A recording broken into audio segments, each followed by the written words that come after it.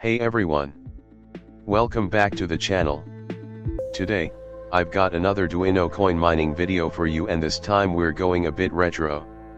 I'm mining on an old MacBook Pro 5.1 running Linux Mint, powered by an Intel Core 2 Duo P7350 CPU and just 5 GB of RAM. To make the setup super easy, I've made a bash script that prepares the whole system, installs dependencies, pulls the miner from GitHub, and compiles it. You can find the script on my GitHub. The script does everything for you. Checks for updates. Installs all required packages. Clones the official Duino-Coin miner from GitHub. Compiles it right on your machine.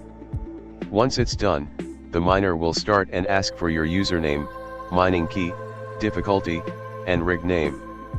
After that, it jumps right into mining.